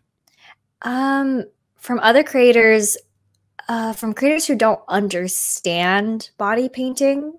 So I've gotten a lot of hate raids. So from bigger creators too. So from people who are much, hate raids. Fun fact for those of you who are unfamiliar with Twitch, raiding is ending your stream and taking your audience to a different stream. So this hate raid, or hate raids in general, happened a lot to body painters. They will take their community and dump them on your stream and harass you. And that's the whole purpose of that raid, is to harass you. So I've had that happen to me multiple times, where people will, jump into your chat and just be like, you're a slut, you are a whore, why are you like doing this on Twitch? This isn't allowed. Like, what the fuck are you doing? This is disgusting. You're not even pretty. You go back to China. And like they go just back to China. Oh, I have had to block the word COVID-19, bat soup from my stream, because when COVID first came out, I had so many people coming into my chat being like, go eat bat soup, or why are you eating bat soup? Go back to China. Why did you bring COVID here? Like shit like that, like blatantly racist statements, to where I do appreciate trolling because it gives me good content, because I feel like I handle trolling really, really well, because I'm a troll at heart. And so it adds for fantastic, commentary and content that I can post on different platforms. But there gets to a point to where I just do not tolerate racism, like in any shape or form, against any individual. I just do not tolerate it. So when these racist comments started coming out, I just blocked them altogether, because I just didn't want to deal with it. I just didn't want to have to be told, go back to China, go eat bat soup, or I don't know. There's multitudes of it. You just get to a point where you're like, I don't even want to have to talk to you. Like, why are you here? Get off my platform. And I'm going to interject real quick. Fuck racists. Yes. We denounce racism, white supremacy, all that bullshit. Fuck do not condone. We do not. The debate happened last night. I said that too on my Twitter. I do not condone racism. I condemn white supremacy. Hell nah. Nah. Go vote. People, go vote. But yeah, no, that happens a lot. And then also just, being a female streamer, there's a lot of hate that you get just for being, identifying as a woman. And then, being female and body painting, you get a lot of sexual harassment. So sometimes just people want to shit on that, where they say, oh, you're just doing it for the views, or this is like a sneaky way for you to, for porn to be on Twitch, which is very entertaining to me. Like the idea of this is like, a lot of people see a naked body as porn, where I'm like, the definition. Oh, wait, what? Like when you go to a museum and you see these works of art with naked bodies, is that also pornography? Like, I don't understand it. So I don't understand why people are so hateful towards body painting in general. Like there's so much hate around it. Like if you search up body painting on YouTube, there's more videos about hate or being banned, or like people just being thirsty. Like that's all you see. Like there's very rarely any love surrounding it in some platforms, which is very, very sad. So yeah, that is some of the bullshit that not only myself but body painters have to deal with on the day-to-day. Well, if you experience any more of that, why don't you send them my way, and I will tell them. If you don't, I will tell them. And look, I'm a very unfiltered. I have these things on my streams called the campfire, because any motherfucker will go on that fire and will be roasted. Ooh. I will tell these haters, if you don't take your small chub dick cheese energy and go somewhere else, and God. Just. Dick cheese, I love it. I love it. Just a smelly cheese. Right? Like these, and the people who hate are always okay. So here's the thing I would ask: if you hating on body painters and you're calling it sexuality and all this other shit, why are you in that stream or on that person's content? Just leave. Right? There's a button that looks like a little X. You can click that. You can go. You can leave. You can fucking just go. I don't understand people. I genuinely don't understand. I'm like, you're just being hateful to be hateful at this point. And like, I'm complaining about it now, but usually when it happens to me, I just ignore it because I know that what they want is attention. What they want is for you to get mad. What they want is for you to get so pissed off and angry, and it fuels them. It gets them going. It gets them hard. So I usually just ignore it. Like I just their little chub. Yeah, they go you cute. I definitely just do what I'm doing. Just leave it alone. The ones that are fun to respond to are usually the non-creative ones. Those are fun. I'm telling you, I'm gonna be like, look, if this is as big as if painting it makes you that big, is this eye drop? You know, go ahead. If this is as big as you get here, if that's it, you know what? I can't even tell you to go fuck yourself. You can't do nothing with that anyway. God damn. I don't want to be roasted. Leave me out of this. Oh God. I can smell the fire from here. Smell the burning. Oh, I get people angry at me. I've had, and the thing is, like, when it comes to roasting, like, for me, I actually had to cut back on it because anytime something stupid would happen. Oh no. Does it get you going? Yeah, like I would just roast. I would roast anybody. I would roast. Like, it's one thing about, like, okay, so you're in California. You've dealt with a lot of Samoans, right? So you know how Samoans can get. They scary, okay? They're very tall and they're very scary when they get mad. Yes, you'd be like, "Oofa, yeah, it's like I want to hide. I want to hide right now. Where do I hide? Where's the nearest place to hide? Good thing I'm short. Maybe they won't see me from down here." like, okay. One thing about Samoans is we're really good at roasting folks. Yeah. So, yeah, you know, I have so many situations where I've had people in my community do some real dumb shit. And I'll roast them playfully, mind you. Yeah. But then if it's something real stupid, like I've had issues with like other creators, I'll roast other creators that do something stupid to me. Like I've had a lot, and I'm not sure if you've had this experience, but I've had a lot of creators I thought were my friends in real life. I thought they were IRL friends, and I've had a lot of betrayals. Yes. I've had a lot, you know, like I've got a lot of knife wounds in my back. Yeah. Nope. I feel that. You saying that, I'm just thinking of all of mine. I'm like, oh yeah, I feel that. Ooh, okay. How, what, you don't have to name names. Oh, I'm not gonna name names. I will never give them attention because they ain't worth it. They ain't worth it, honey. It ain't worth it. So would you say, because I've said this, I actually said on my last stream that in being a content creator, I've dealt with more bullshit in a concentrated sense of time than I ever have. Like you, I was in the corporate world. I used to be a senior systems analyst for hospital and DoD, and I dealt with bullshit on a daily. Right. But the amount of bullshit, like the amount of bullshit I've dealt with as a content creator with other content creators, not even like the trolls. Fuck the trolls. Yeah, they're nobody. Yeah, they're nobody.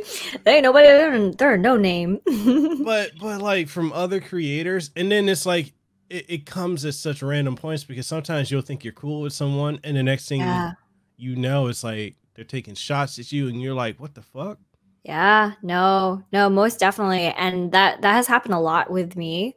And it's like random things that I didn't even do or haven't even done You know, it's just people taking shots to take shots. And I think with that, you just got to take that in stride, right? I think it hurts the most when you thought they were friends. That for me is where it hurts, because content creators, they're people too. There's going to be people who are snakes in the grass. There's people who are going to be like amazing, you know, individuals. You don't know until it happens, right? But I think it hurts the most when it's like somebody who you trusted. And yeah, no, dude, like when you say that, I just think of all the times and I'm like, oh, Jesus Christ. It is probably one of the most painful things to deal with, because when you're a content creator, you see other content creators as like basically your coworkers, and then they become your friends and people that you go to when you're having issues. And then when they betray you like that in whatever way, shape, or form, you're like, ow. That hurt more than if a coworker did that. Like, that hurt more because that went deep. That shit went deep.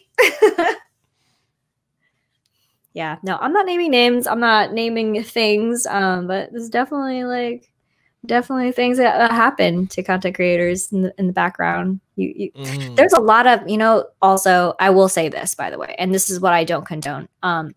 There's a lot of cyberbullying. There's so much cyberbullying. And when I see that happen, or I get wind of it from another friend and I see it unfold, it makes me want to distance myself, because I've been bullied as a kid. I know what that's fucking like.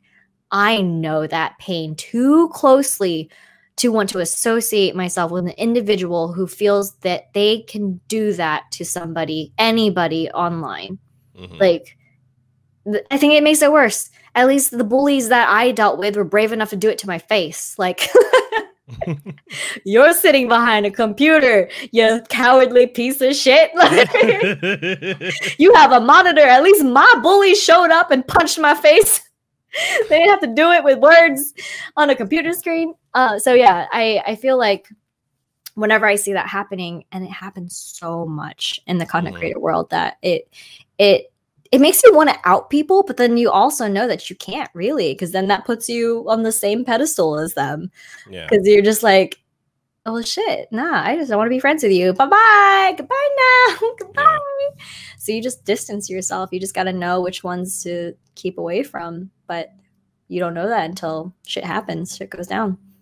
What would you say, like, the because we've definitely seen it in negative effects on like mental health for a lot of content creators. Yeah. So we had one content creator on Twitch, I forget, and I feel bad for forgetting his name, but I know he committed suicide. That was so sad. Yeah. I think we're talking about the same one, right? Where he proposed to somebody online. Yeah. People thought that was the case. Yeah. No, that was really, really, really sad. It was so, so, so sad. Yeah. So, like, how would you? Because people don't realize we deal with a lot of shit. We deal with a lot of cyberbullying, not only from other content creators, but from trolls and these keyboard warriors. Yeah. That if I met you in the streets and you had something to say, it wouldn't end nicely for you, but I smile. It's not a threat. It's not a threat. Anyway. I'm scared and I'm not even on the fire. I'm scared. I'm only 6'2", 210 pounds, you know. Okay. I'm tiny for a Samoan. I hit like 2-ton bricks. So. I believe it. I will not want to test that for science. I 100% believe you. And be like, oh, who are you? Oh, you're Mekel? No, don't. Goodbye. No. Yeah. But yeah, the mental health.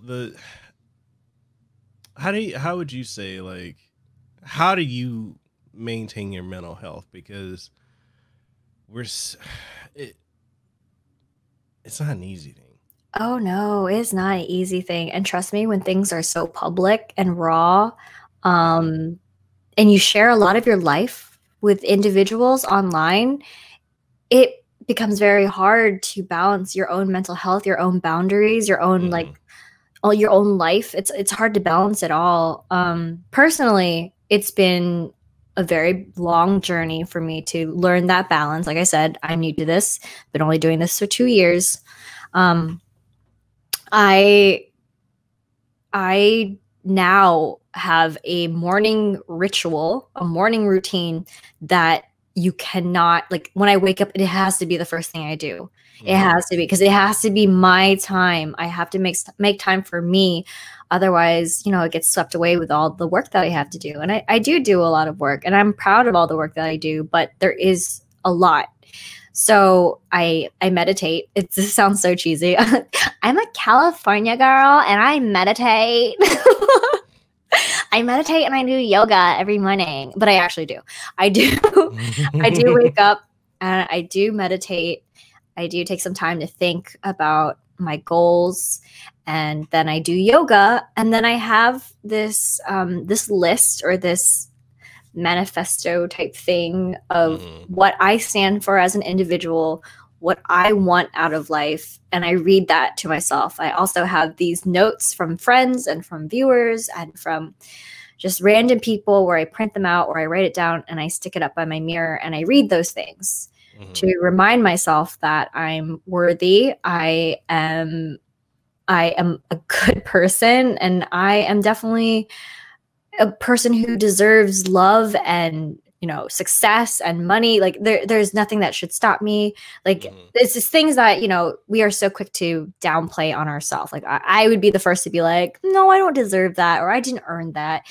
But these notes say otherwise, and that's a part of my morning routine. You have like a vision board. Yeah, I do. Okay. Yeah, I do. A vision board of like kind notes and messages that people have sent me, because I'm the first to definitely downplay myself and definitely like have a very toxic inner talk. Mental health has been really huge for me this year. And we were talking about this before the podcast started, but I moved to, I'm an East Coast girl. I moved to California to start a relationship with someone who actually, believe it or not, I met them on Twitch. They were also a streamer. And that was a very public relationship and a very huge move on my part, because East Coast to West Coast, that's a huge move, right? That is a big jump. That is a cross-country jump. So I moved there for them. Jump. Yeah, and cultural jump too. Absolutely. California people are so more relaxed than East Coast people. Like I could tell the difference.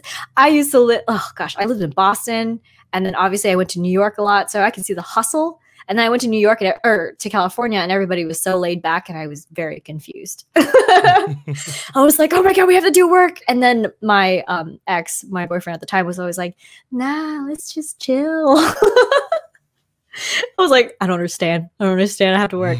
But when that relationship went sour, and obviously that was a huge part of my stream, a huge part of my life, and very, very public, my mental health went plummeting down, right? Because it was not only a shakeup of my entire world, it was also feeling like, I wasn't worth anything. Like this person didn't want me. They convinced me to move halfway, or not halfway. They convinced me to move across country to live with them.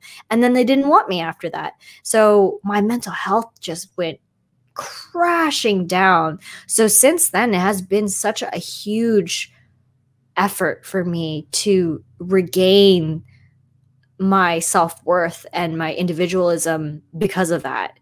So yeah, no, it's been a huge thing for me, and it has been before. Like I've always struggled with mental health. I've always struggled with anxiety, and I've always been vocal about it. But I think this year is the year that I have really worked harder at it than I ever had. And like I said, again, baby creator, been only been doing this for like 2 years. So this is all new to me. No, I mean, yeah, this is true, audience. We were talking about this before we started the podcast, and it's that's not an easy thing at all.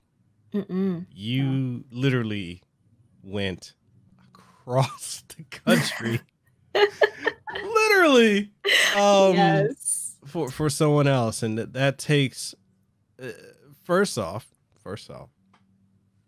number one, that is not an easy thing to mentally battle yourself with, coming to a conclusive decision that I'm going to do that.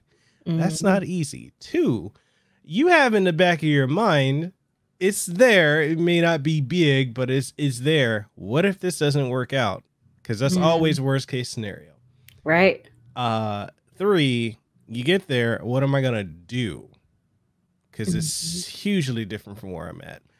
And then when you finally settle on, you're going to do it. And I've done this myself. I was sharing that with Chris earlier. I did that. I didn't go quite as far back. Well, technically, it's pretty far. You still crossed the freaking ocean. I swam the Pacific Ocean. Yeah. I went. Oof. You know, and I know it's like I went from here to Washington State. Actually, no, I've done it. God, I've actually done it twice. Shit, I forgot about that one. Damn. Oh shit. Okay. I went from. I did once for one girl. I went from here to Kirkland, Washington, and it did work. It didn't work out with her, but it turned out good for me because I ended up working for Microsoft at the time. Nice. So that helped. Right. The other time I did it, I went from here to Levittown, Pennsylvania. Oh, god damn. Okay. That's fine. Yeah. You know, imagine being brown. Yes. You were not fondly looked upon. No, I was not. I really wasn't. I grew up in a white neighborhood and a little brown girl, and I'm not even that brown. I totally know what you went through. I can see the looks right now. I can see the looks. I can. 100%. I can see that. But yeah, no, that shit's not easy moving. And then when it doesn't work out, and then you not only have to deal with the heartbreak of a breakup, right? And I think anybody can understand the heartbreak of that, regardless of whether or not you were the one that broke up or you were the one broken up with. It's still hard. But then on top of that, you have to deal with, oh shit, I moved. I uprooted my entire life. Do I go back? Do I stay? What do I do? Like, what's going to happen? And I think a lot of people don't realize like how much that can really affect you, like how much that can mentally drain you. I know when that happened for me, and I don't know about you or what you did, but I had to take a month off. I had to do it. Like I stopped everything I was doing and I took off for an entire month. I made a post on Twitter about it where I was like, hey, I'm going to take a month off. I'm really sorry. But I hope you can respect my privacy and, support me during this time of need. Someone had the audacity to be like, you owe us an explanation because we are your viewers. We pay for you to survive. And I was like, excuse me? There is nowhere saying that you have to subscribe to my channel. There is nowhere saying that you have to pay for me. I do not owe you an explanation for my life. And honestly, that was the last thing I need to deal with after a breakup, right? First of all, I didn't want to talk about it because first of all, I was the one being broken up with. So there was some pride in that too, where I was like, hell no. Yeah. Hail to the no. And then, obviously there was hurt because it was like you're dealing with the loss of a relationship. It's the same as dealing with a loss with anything. You are very emotionally vulnerable. Like there's a lot going on in your brain. So then on top of like figuring out, where am I going to live? Where am I going to go? Because I moved in with him. I wasn't going to stay there. As soon as it happened, as soon as he broke up with me, I was like, okay, packed up my shit. I literally put a suitcase together and I left that same night. So when you get to that situation, you're like, okay, I got to figure out, what am I going to do? Like literally what do I have to do?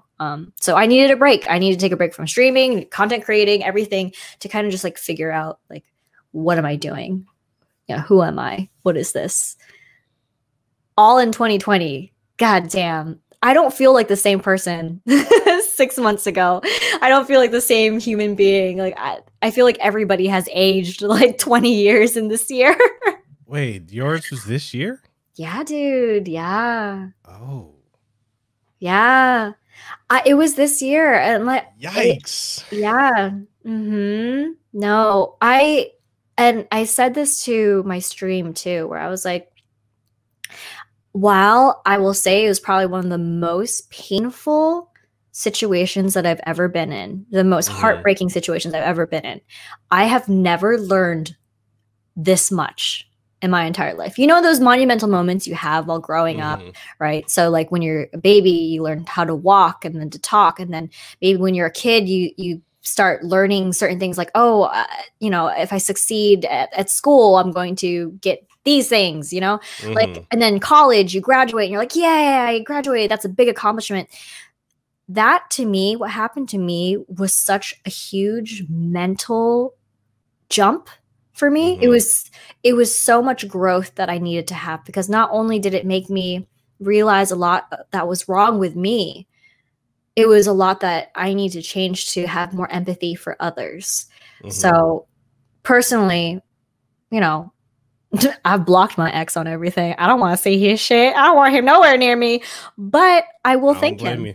I will thank him. Like if I ever see him, I will thank him. Like I am very grateful that he broke up with me. I'm very grateful for the hurt that he inflicted, because if it didn't happen, I wouldn't be here today. And I wouldn't be as mentally prepared for whatever is to come if he didn't do that. So honestly, best thing that ever happened to me. So I don't regret it. But yeah, dude, 2020, she's a fucking ringer.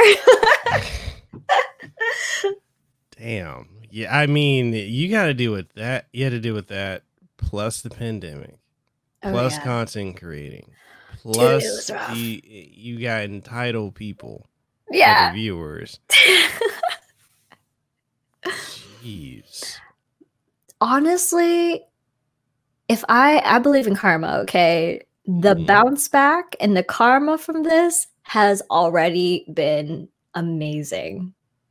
Like as shitty as 2020 has been, I have seen the most growth and the most positivity and the most love from people that I've known or just met. Like it has been so nice. It has been wonderful. And I've been reminded about how wonderful human beings can be and how supportive and loving they can all be, especially in times of need. So I've been very, very blessed by that. I'm just genuinely grateful. And yeah, I have some shitty people who like say that kind of stuff, like, oh, you owe us an explanation, what happened? But you know these fuck. But yeah, but there are more understanding and supportive people than there are people like that. So I'm very grateful to those people. Yeah. When the Pennsylvania one, that was yikes. So that one was, she was pregnant. And we were engaged. Oh, that's rough. And then went all the way there, did the thing, got together, almost, and then we did get married. You did get married. Oh and no. And then then he comes to find out kid's not mine. Oh no! It was my best friend's. Oh no, Mekel! So sorry to those who are listening. I'm sorry. Did my mic go screeching there? I'm so sorry. No. Oh, can I give you just a virtual hug? Here you go. Here's a virtual hug. Just like, I'm so sorry, dude. Yo, man, that must have been fucking rough. That was no, but when you said you learned a lot in situations like that, yeah, I learned a lot. I learned a lot. Yeah. Yeah, dude. I am so sorry. That because it happened so recently for me, I remember my feelings and I remember my thoughts and stuff like that. God, dude, I can only imagine. Because it was like you had a life built, right? So you had this entire future built in your head and you had this idea, and then it just shatters underneath you. And you just fall and you're free falling. You don't even know when you're going to hit. There's no rock bottom because the falling is the bottom. You had a stable life and then it's all fucking gone. Dude, I feel that. That's really tough. I'm sorry you had to go through it, but seems like you're Gucci now.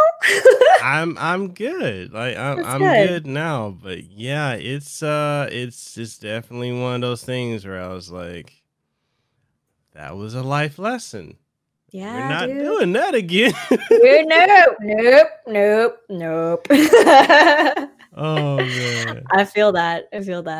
One of the winding down, being respectful of your time, because I know you got a very busy day today. I do have 2 final questions I wanted to ask you, and one I wanted to talk about is because I've especially this year I've dealt with it more from some of my audience. Let me preface this. Let me be crystal clear. Some of my audience, not all, but many have this mentality that because they support you, be it Patreon, subbing on Twitch, bits or whatever, they have this mentality of entitlement that they own you as a creator and the content that you make, or that you owe them explanations. My opinion, I owe you a goddamn thing.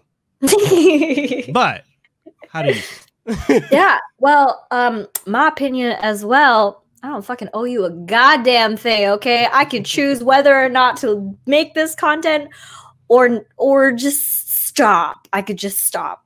I could go back to graphic design. I can get myself a nice, comfy corporate job and not do this anymore. I don't owe people shit. However, to those who do support me, and not just like support me financially, but those who do tune into my streams and watch my content, or interact with anything, I'm insanely grateful for them. I'm insanely grateful, because they are the reason why I'm able to continue doing this. They are the sole reason why I'm able to do this. However, it doesn't mean they own me as a human being. I am not a slave. I am not. And you know what? Actually, this brings in a very good topic of like being a woman online, or just being a woman in general, being someone that identifies as female. A lot of people think that just because you're a girl, it means that they own you. Your body is an object. You are an object to be owned, and that's it. That's your use. That's all you are to them. But I constantly tell people I'm an individual. I'm a human being. I'm not someone's slave. I'm not like, I know slave is such a harsh word, right? But these people see you as such, right?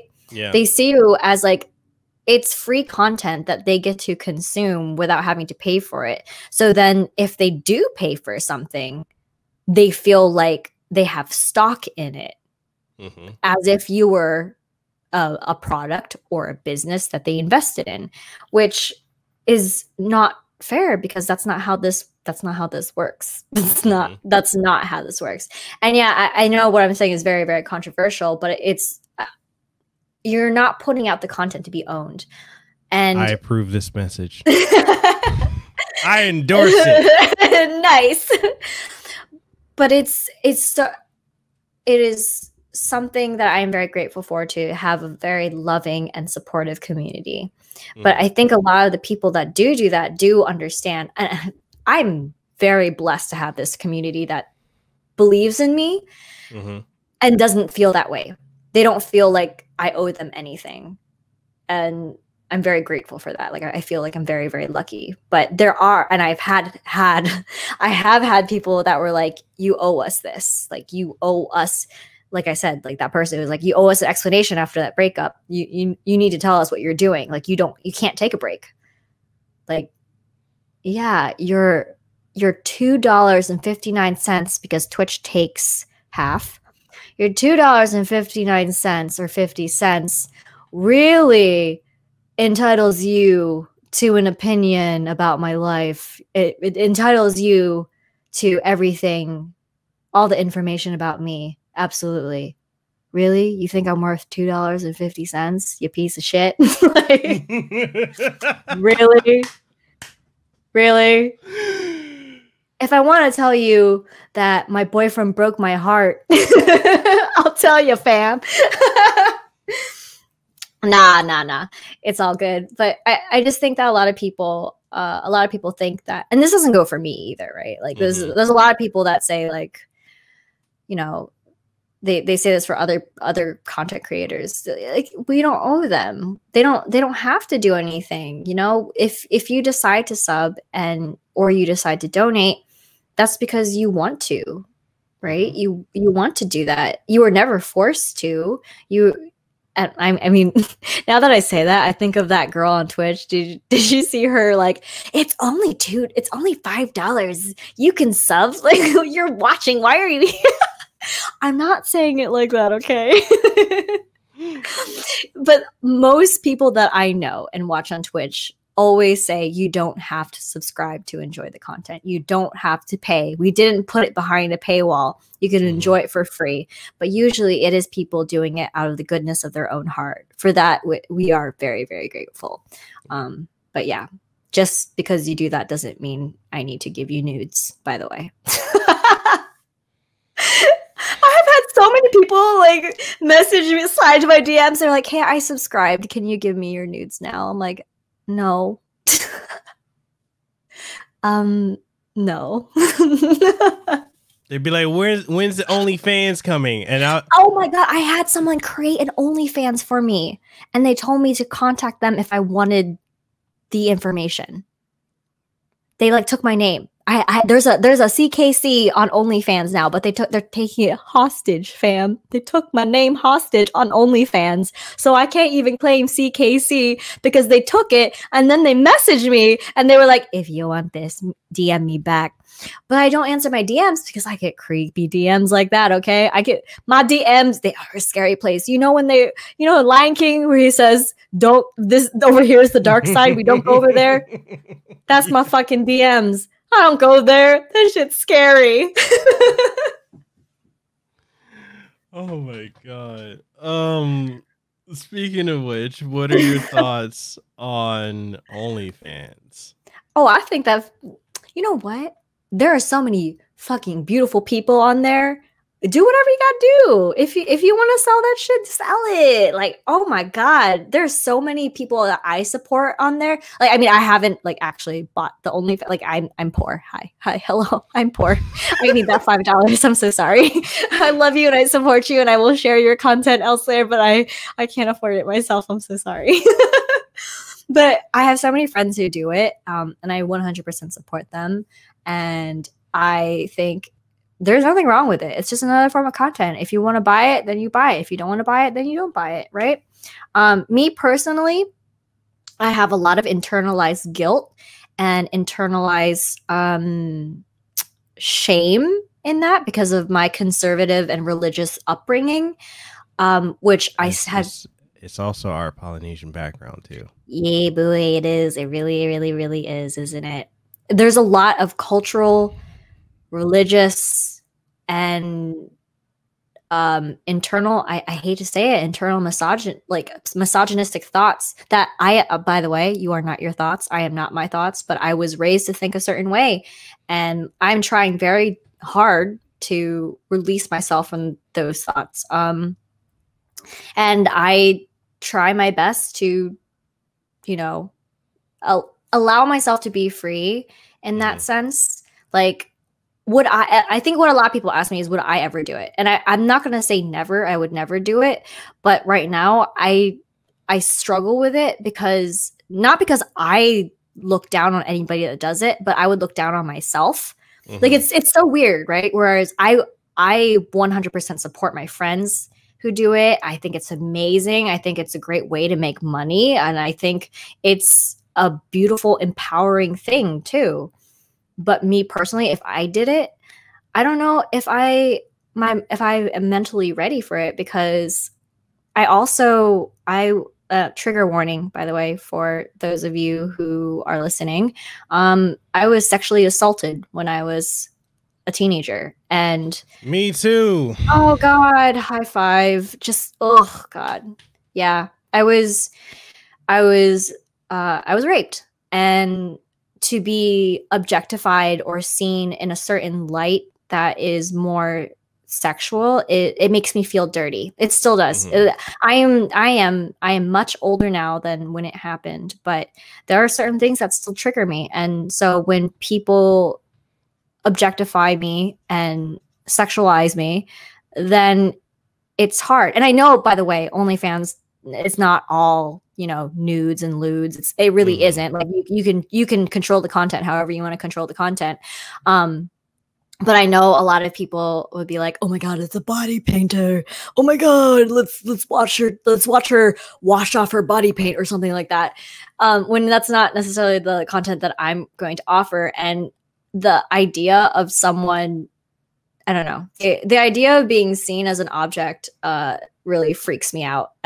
Really, really doesn't sit well with me. So yeah, again, it's a lot of like internalized shame and internalized like thoughts that just prevent me from doing so. Would I ever do it? Maybe if I could be a badass bitch and like get my ass in some lingerie and take some hot ass photos, yes, bitch, I would fucking do it. But right now I can't. I mean, I have taken photos and I do model, and I am not, it's so weird because if I am paid, and I have been paid to do modeling in underwear, I have been paid to do lingerie shots, I've been paid to model nude, like I'm okay with it because usually in my head I'm like, oh, this is art, I'm being paid to do art. But when it comes to me selling it, then for some reason I hit a wall.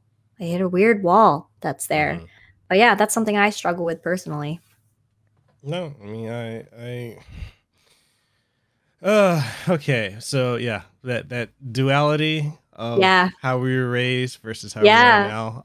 It's very, very, especially if you have Polynesian family. And when I say anyone from Pacific, from Samoa, Hawaii, Philippines, you know, Palau, all that, Polynesian culture or the Pacific culture is very, very conservative, very religious. And so very Catholic. God. So Catholic. Musical chairs, stand up, sit down. Let's go. It's one of those things where like we're raised to think a certain way, and then when you get out of it and you see the rest of the world and you see how you can liberate yourself by being a free thinker and thinking for yourself and making decisions that maybe it's not for your family, maybe it's not for those who come up that way, but you got to make the decisions that are right for you. When it comes to OnlyFans, for me, I don't give a fuck. You get paid how you get paid. If you got a banging body, go ahead. If you got big old tickle bitties, show them and get paid. If someone wants to look at a dude with a big dick, I mean, do it. Get paid. Get it. Just my only thing that I think is just understand that decisions we make now at some point could affect us later. Yeah, that's what I struggle with too. Yeah, and especially for us coming from corporate America. Yeah. If we did that, it would. If we decided to go back to corporate, it would impact us. Yeah, it would really, really impact us. If you know, if all of this social media world just went to shit, and I tried to go back and I had that, they found out, it would be like, it'd be very difficult. And I'm already, like I said, I'm already a woman. I'm already a person of color. Like, I need all the chances I can fucking get to make it in this world. All right. I need it. So my last question to you, since we've covered the gambit of everything, what do you like to do? What are some things your audience may not know about you as far as like things you like to do for fun, for relaxation, outside content creation? I know you say you do meditating as part of your morning ritual. Get your vision board.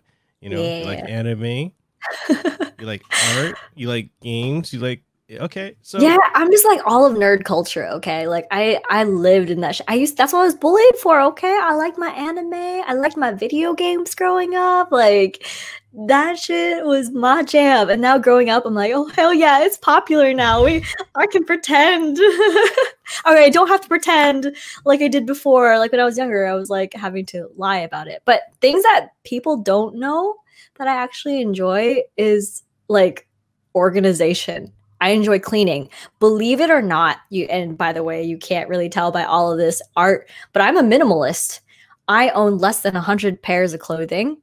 If my viewers were watching this, they would laugh because they know I wear this shirt, this yellow shirt, this top. By the way, if you're listening to the podcast and you're not watching, I'm wearing a yellow shirt right now that I got, that I wear all the freaking time. I have including my workout stuff, including my sleepwear, I have less than 100 pieces of clothing. The things that I choose to collect, quote unquote, is like art. Things that I like, things that are in a way that I can support my friends. Like, that's what I enjoy. But yeah, minimalism is something I enjoy. Organization, cleaning. I'm a weird person. I like, when I stress out, I like to clean. I like to do laundry, just fold shit, put it away, then go through my stuff and be like, do I need this? Does this spark joy in my life? Then I Marie Kondo it. But yeah, that's something that probably not a lot of people know about me. Okay. And I lied. I have one final question for you. Yeah, what's up? Did you have fun? I did have fun. I hope you had fun having me on here. I'm sorry I cursed a lot.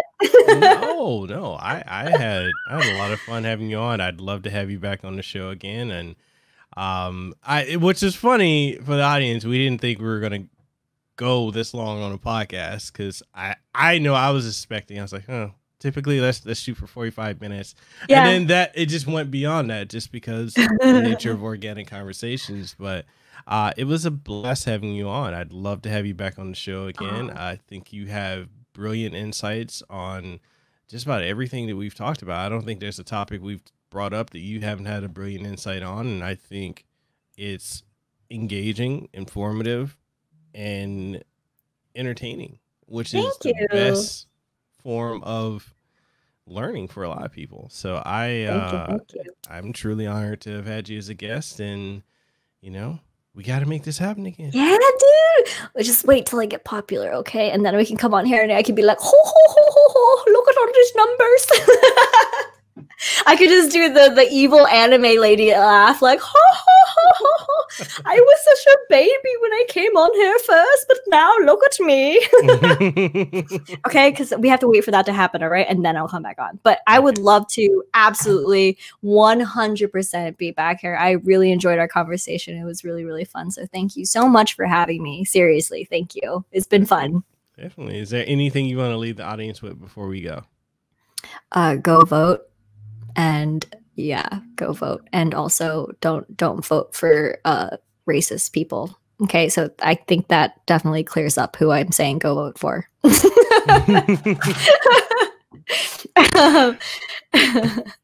that's it. No, I fully agree with that. And with that being said, links to Chris or SeeKaySee. You know what? I keep going back and forth. 1 minute I'm calling you SeeKaySee. Next minute I'm calling you Chris. You know what? It goes. Everybody uses it in tandem, or they all call me CK or KC. Like it really doesn't matter. I answer to all. You could be like, "Yo, bitch, over there." I'll answer. I'll be like, "Huh? Oh, me? Oh." Oh, okay. So all of CK. Okay, now I'm saying. Oh, that's the third one. I'm calling you now. CK. Yeah, fine. Interchangeable. All of CK's links to all her content, social media, Twitch, YouTube. And I'm gonna include Patreon because go support her. Go support her. Oh, thank you. Because honestly, I don't really advertise that one. It's hard promoting. It's hard promoting Patreon. Yeah, it is. But yeah, thank you for promoting my Patreon. I paid him to do that. I mean, goo goo gaga. So that being said, people, that's the episode for today. And if you're looking to catch this episode of the Kasanova Podcast, you're probably already listening or watching it. But if you're watching it and you're wondering where you can find it, if you're looking at it, it's going to be all this down below. We recently just got on Amazon Music. Amazon reached out to us to get the show on there as well. So we're on Amazon Music. We're on Apple Podcasts, Google Podcasts, Spotify, Stitcher, TuneIn Radio, iHeartRadio, Pandora. And I think the next platforms we might be going on are Sirius XM and Podcast One. all the things. Get it. I think we're going there. So get it. Yeah, we're on all those platforms. And if you're looking for the video version, then we're on youtube.com/Mekel Kasanova and also on twitch.tv/Mekel Kasanova, which Twitch we exclusively stream when I do the live stream version of the podcast. It's exclusive for about 24 hours because of TOS with Twitch.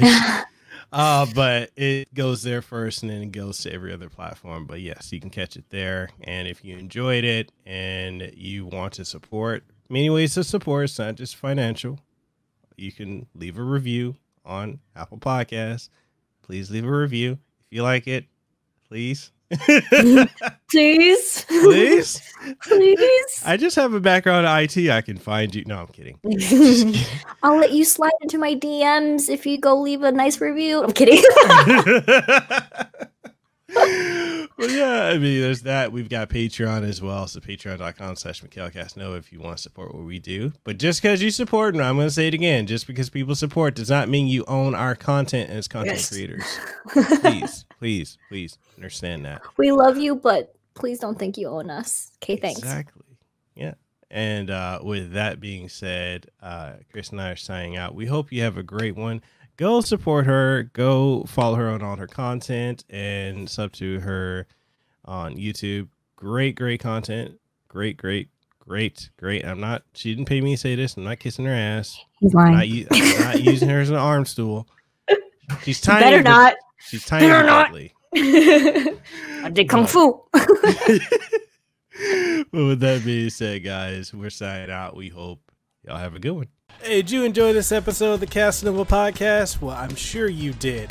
And since you did, and you're wondering where else you can find it on every podcasting outlet. Yes, that includes Apple Podcasts, Google Podcasts, Stitcher, TuneIn Radio, iHeartRadio, Spotify, Launchpad DM by Podcast One, and so much more.